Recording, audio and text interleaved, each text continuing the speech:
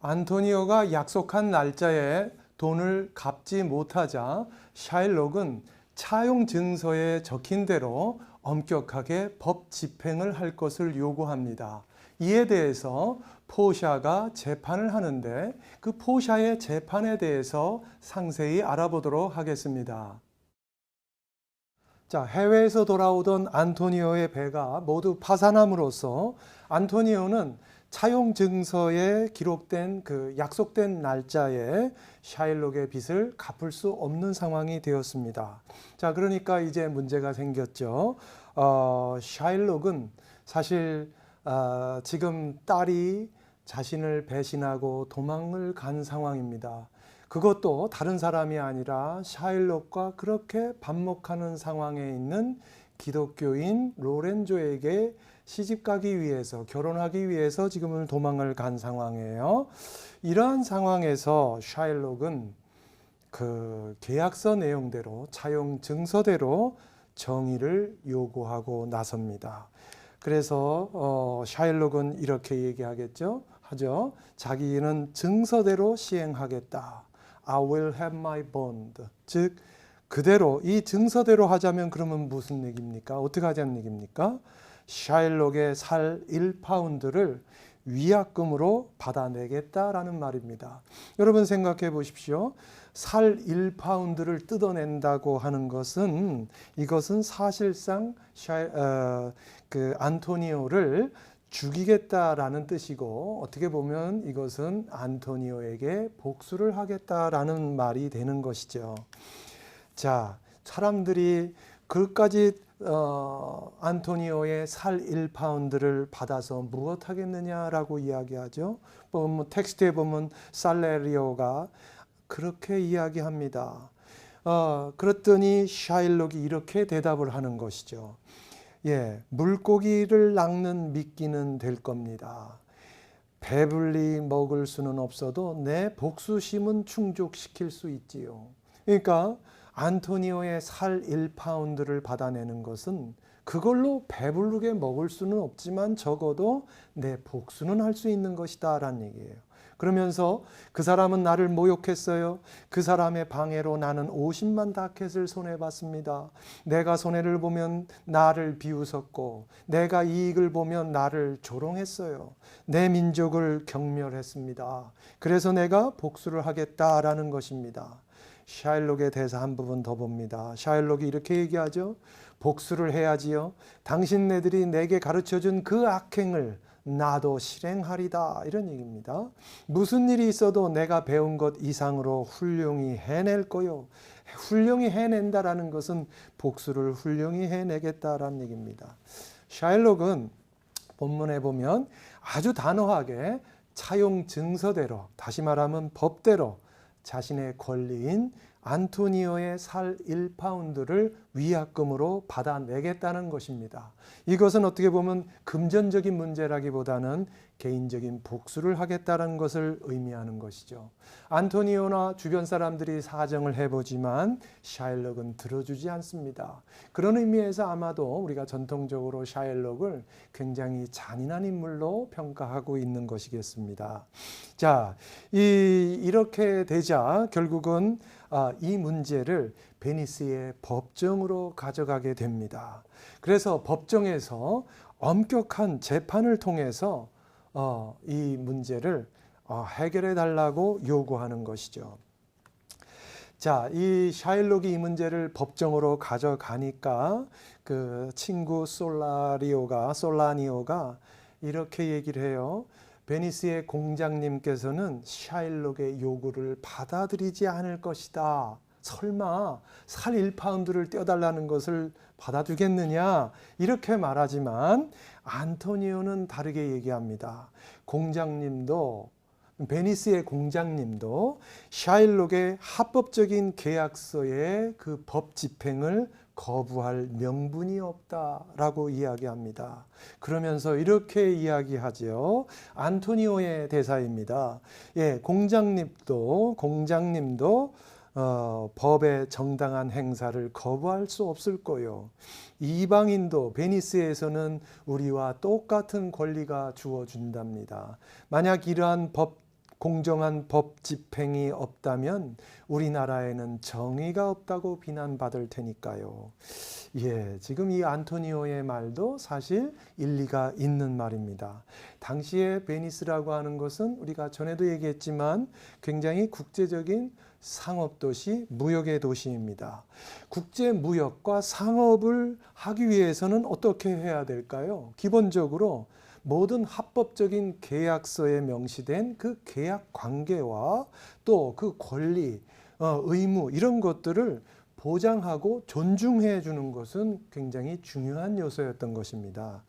그 다르게 표현하면 어떻게 보면 법과 질서 또 원칙 이런 것들이 매우 엄격하게 유지되고 지켜져야 상거래가 활성화되고 발전할 수 있었던 것이죠. 그러니까 바로 안토니오도 지금 그 점을 지적하고 있는 것입니다. 그래서 공장님도 바로 이러한 샤일록의 합법적인 그 계약서를 법 집행을 거부할 수 없다. 지금 이렇게 인정하고 있는 것입니다. 자, 그랬더니 이제 결국은 법정에 갔습니다. 그 베니스의 공작은 뭐라고 이야기할까요? 자, 샤일록을 설득합니다. 어떻게 설득을 하지요? 예, 원금의 3배를 받고 안토니오의 살점을 더 이상 요구하지 말라라는 것입니다. 그러면서 공작은 기독교적인 가치인 자비를 베풀 것을 강하게 권고하는 것입니다. 자, 원금의 3배를 받고 그냥 이 정도로 용서하라 이란 얘기입니다. 자비를 베풀라라는 것이죠. 샤일록은 어떻게 나올까요? 샤일록은 끝까지 거부합니다. 자비를 베풀려고 하지만 그것을 거부하고 엄격한 법 집행, 다시 말하면 정의를 계속해서 요구합니다. 샤일록의 주장입니다. 샤일록이 공작에게 하는 말이에요. 법정에서 제가 저 남자에게 요구하고 있는 1파운드의 살점은 비싼 대금을 주고 산 제 것입니다. 저는 꼭 저 것을 갖겠습니다. 각각께서 저의 뜻을 거절하신다면 법률이고 뭐고 다 소용없는 일이 되는 것입니다. 베니스의 법은 모두 무효가 되는 것입니다. 하면서 강하게 항의하는 것이죠. 그러면서 나의 주장은 법대로 하자는 것입니다. 엄격한 법 집행을 요구하는 거예요. 사실 법대로 하자는데 난처한 상황이죠. 공작도 그렇고요. 샤일록의 주장을 들어주지 않자니 스스로 어떤 그 베니스의 법을 무시하고 그 권위를 떨어뜨리는 일이고, 그렇다고 들어주자니 안토니오를 죽이게 되는 상황이 되는 것이고, 굉장히 난처한 상황에 처하게 됐습니다. 자, 한편 안토니오는 안토니오가 아니라 바사니오는 어떻게 됐을까요? 자, 바사니오는 지금 포샤의 어떤 구해 작전에 성공해서 이제 결혼을 한 상황이 되는 것이거든요. 그러한 바사니오에게 지금 이 안토니오의 난처한 공경이 어려움이 전달이 되었습니다. 그래서 이 바사니오는 그 사실을 자신의 아내인 포샤에게 이야기했더니 포샤는 안토니오를 도와주겠다고 이야기합니다. 이렇게 얘기하죠. 그에게 6천 다켓을 지불하시고 차용증을 말소하세요. 그러니까 6천 다켓이면 원금의 2배입니다. 그 2배를 지불하고 차용증을 말소하라는 얘기예요. 6천 다켓의 2배, 아니 3배도 좋아요. 그러니까 돈을 얼마든지 주겠다라는 얘기예요. 그토록 훌륭한 분이라면 당신 때문에 머리카락 한 올이라도 다치게 해서는 안 됩니다 하면서 도와줍니다. 굉장히 고맙고 훌륭한 아내예요. 남편 바사니오의 경제적인 어려움, 게다가 친구의 어려움, 이 모든 것을 일거에 다 해결해 주니까 얼마나 훌륭하고 고마운 아내입니까? 자, 근데 문제는 샤일록이 아무리 많은 돈을 준다 해도 그 돈을 거부하고 단지 계약서대로 살 1파운드를 받아내겠다라고 고집을 부리고 주장하는 것이기 때문입니다. 자, 결국은 공작의 설득에도 샤일록이 뜻을 굽히지 않게 되자 공작은 법학 박사로 변장을 하고 온 그 포샤에게 이 사건에 대한 판결을 맡기게 되는 상황이 됩니다. 자, 이 포샤는 베니스로 사실은 오게 되는 거죠. 갑자기 오게 돼서 자신의 그 친척인 멜라리오 박사의 복장으로 자기가 위장을 하고 여성임에도 불구하고 남자처럼 남장을 하고 게다가 어떤 법학 박사의 그 복장을 하고 오는 거예요. 그리고 게다가 그 자기 자신을 이 사건의 재판관으로 추천한다는 그 벨라리오 박사의 어떤 위조된 편지를 가지고서 법정에 오는 것입니다. 사실 이것은 요즘식으로 말하자면 어떻게 보면 공문서를 위조한 큰 중죄에 해당될 수 있겠는데요. 그렇게 공문서를 위조한 이 포샤가 자신을 재판관으로 속여서 어떻게 보면 불법적으로 이 재판을 진행하게 되는 것입니다. 그러나 작품 속에서는 그 누구도 지금 이 포샤가 이렇게 변장을 했다라는 것을 눈치채지 못하게 되는 것이죠. 어쨌든 이 상황에서 재판관으로 변장한 포샤는 샤일록 앞에 서서 재판을 진행합니다. 그러면서 이 포샤 역시 샤일록에게 원금의 3배를 받고 자비를 베풀 것을 권고합니다. 자, 포샤가 자비를 베풀라고 권고하는 대목입니다. 포샤가 이렇게 얘기합니다. 자비는 최고 권력자의 가장 위대한 미덕이고 군왕을 더욱 군왕답게 하는 것은 왕관보다 자비입니다. 이렇게 얘기를 해요. 군왕을 군왕답게 하는 것은 왕관이 아니라 자비다. 이렇게 얘기합니다. 그리고 자비를 가지고 정의를 완화할 때 지상의 권력은 신의 권력과 가장 가까워지는 것입니다. 자, 이 대목도 우리가 한번 깊이 생각해 보면 흥미롭습니다. 지상의 권력과 신의 권력, 여러분 그 차이를 느끼실 수 있겠습니까? 지상의 권력, 왕의 권력과 신의 권력, 자비를 가지고 정의를 완화시킬 때 지상의 권력이 신의 권력과 가장 가까워진다. 이렇게 얘기하면서 지금 포샤는 자비를 강조합니다.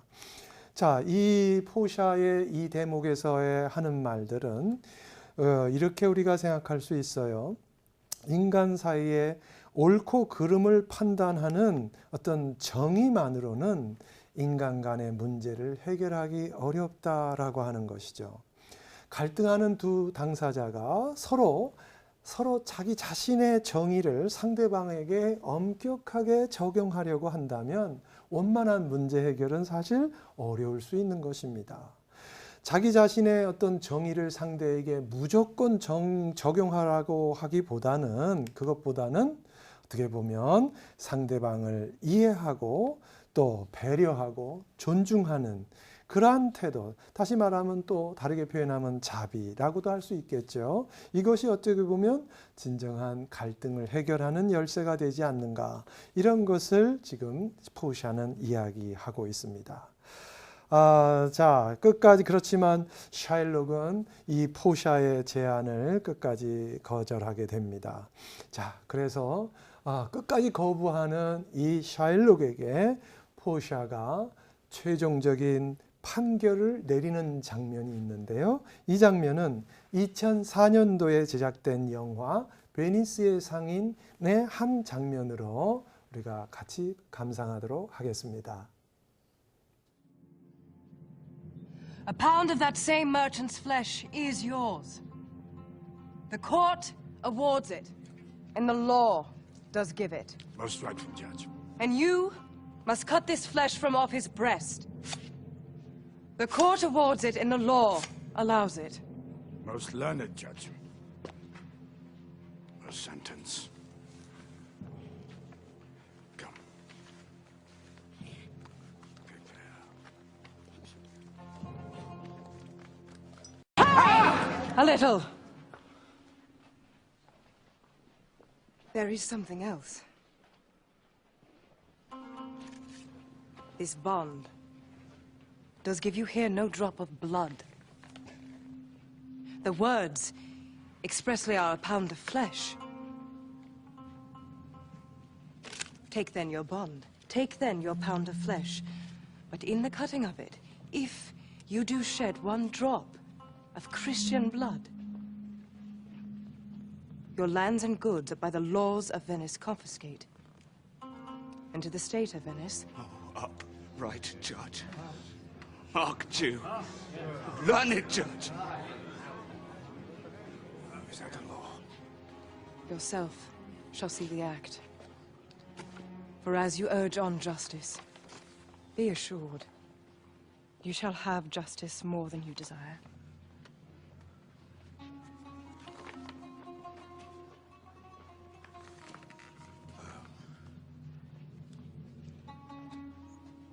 I take the offer, then.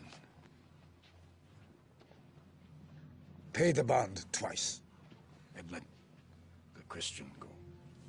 Here is the money. Soft. The Jew shall have all justice. No haste. He shall have nothing but the penalty. Therefore, prepare you to cut off the flesh. Shed then no blood, nor cut you less nor more, but just a pound of flesh. If you take more or less than a just pound, be it but so much as makes it light or heavy in the substance or division of the 20th part of one poor scruple, nay, if the scale do turn but in the estimation of a hair, you die, and all your goods are confiscated. 예, 영상 잘 보셨습니까? 자, 여러분 영상에서 보셨다시피 포샤의 재판의 내용, 판결 내용은 한마디로 정리하면 이렇습니다. 포샤는 이 증서에는 단지 1파운드의 살점만 가져간다고 되어 있다 이 말이죠. 그러니까 차용 증서에 있는 대로 안토니오의 살점 1파운드만을 가지고 가라 이런 얘기입니다. 하지만 도려낼 때 기독교도의 피가 단 한 방울이라도 흘리게 되면 너의 재산과 재산은 국법에 따라 몰수된다라는 걸 명심하라는 얘기예요. 살 1파운드를 가져가되 살만 가져가고 피는 흘리게 하지 말라라는 것이죠. 여러분, 살을 이렇게 도려내려면 당연히 피가 나오지 않겠습니까? 어떻게 피를 안 흘리고 살점을 떼겠습니까? 그러니까 사실은 이건 말이 안 되는 얘기인데 포샤는 이렇게 절묘한 판결을 내리는 것이죠. 그러면서 그 1파운드의 살점 무게가 머리카락 하나의 차이라도 나면 너는 사형과 재산을 몰수당하게 될 것이다 라고 선언을 하는 것입니다. 자, 이렇게 되니까 샤일록은 그냥 물러서게 되는 것이죠. 그런데 물러서지도 못하게 막는 것입니다. 포샤는 외국인법이라고 하는 것을 가져와서 샤일록에게 엄격하게 적용을 합니다. 이 외국인법에 의하면 베니스의 시민이 아닌 사람이 베니스의 시민의 생명을 위협한 경우 그 범인의 재산을 압수해서 절반은 국고에 환수하고 그 절반은 피해자에게 준다. 그리고 그 범인의 생명은 공작의 판결에 따른다라는 내용이 있다라는 것입니다. 갑자기 이러한 외국인법을 끌어들여 와서 지금 샤일록에게 엄격하게 적용하는 거예요. 그러니까 샤일록의 생명의 여부는 지금 공작의 판단에 딸려 있고요. 샤일록의 전 재산 중 절반은 국고로 절반은 안토니오에게 줘야 된다라고 하는 것이죠. 그랬더니 사실은 지금 이러한 상황에서 샤일록은 원금만 받겠다고 해도 거절당하게 되는 것입니다. 샤일록이 이렇게 얘기하죠. 내가 의지하고 사는 재산을 다 뺏어간다면 사실 내 생명을 빼앗는 것과 같다. 이렇게 이야기하죠. 사실 샤일록에게는 어떻게 보면 사형 선고나 다름없다라고 할 수 있겠습니다. 자, 이 상황에서 안토니오가 자비심을 발휘해서 자기에게 돌아오는, 자기 몫으로 돌아오는 샤일록의 절반의 재산을 이렇게 나름대로 조건을 달아서 좀 어떤 자비를 베풀겠다라고 하는 제안을 하게 됩니다. 자, 우리 안토니오가 제시하는 자비 내용을 볼까요? 이렇게 얘기합니다. 전제 조건을 분명히 제시합니다. 첫째 전제 조건은 샤일록이 기독교로 개종할 것, 이러니 여러분 샤일록은 유태인이니까 유태교인이에요. 그런데 기독교로 개종하라.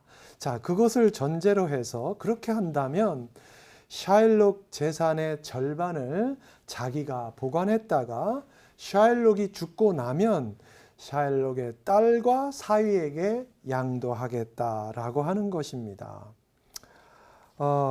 굉장한 어떻게 보면 자비인 것이죠. 예, 이렇게 제안을 하고 있습니다. 자, 우리가 이 포샤가 판결을 내린 이 포샤의 판결의 의미는 전통적으로 이렇게 해석되어져 왔어요. 포샤가 뛰어난 재치를 발휘해서 아주 그 현명하게 판단을 했다. 판결을 내려서 그 잔인한 사악한 유태인을 굴복시키고 안토니오를 승리하게 했다라고 하는 것이 어떻게 보면 포샤 판결에 대한 전통적인 해석이다라고 우리가 볼 수 있겠습니다. 예, 여러분은 그 포샤의 이 재판 장면에 대해서 어떻게 생각하십니까? 물론 차용 증서대로 또 샤일록이 주장하고 원하는 대로 법대로 한 판결이다라고 우리가 뭐 생각하고 말할 수도 있겠지만 우리는 이 재판의 그 공정성에 어떻게 보면 의문을 제기하지 않을 수 없는 것이죠. 보기에 따라서는요.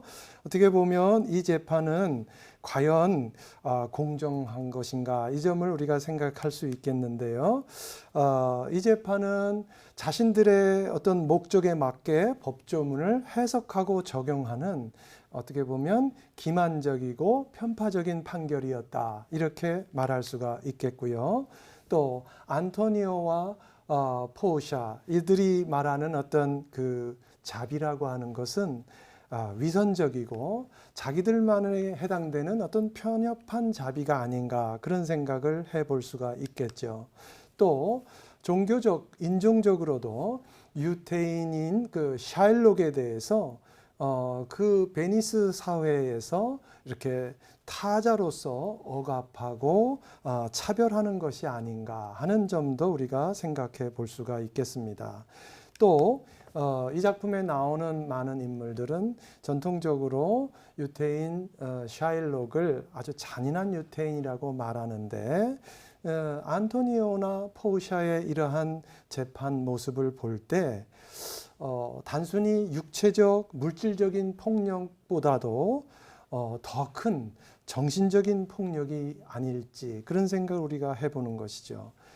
유태인 타자라고 할 수 있는 샤일록 입장에서는 재산도 다 잃고 또 딸도 잃고 또 어떻게 보면 자신의 정신인 종교도 기독교로 강제로 개종을 당한 그런 상황입니다. 그러니까 모든 것을 다 잃게 되는 그런 상황에서 어쩌면 그렇게 만드는 누가 과연 더 잔인한 인물인가 우리 그런 생각을 해볼 수가 있겠죠. 이 작품은 어쨌든 당시에 그 반유대주의 문화를 그대로 재현하고 있는 그런 작품이다 하고 우리가 알려져 있습니다. 그러나 저는 또 이렇게도 생각해 봅니다. 셰익스피어가 이 베니스의 상인에서 당시 엘리자베스 시대의 반유대주의를 그대로 반영하고 그대로 또 동조했다라기보다는 지금 우리가 본 것처럼 이 작품에 나오는 주류 인물들의 어떤 위선적이고 불합리한 그런 모습을 보여줌으로써 좀 우회적으로 영국 엘리자베스 시대의 반유대주의를 비판하고 있는 것은 아닌가 이런 생각도 우리가 해볼 수가 있겠습니다. 여러분 이 작품을 보면서 양쪽의 모든 그 관점에서 균형 감각을 가지고 볼 수 있는 그런 시각을 길렀으면 좋겠습니다.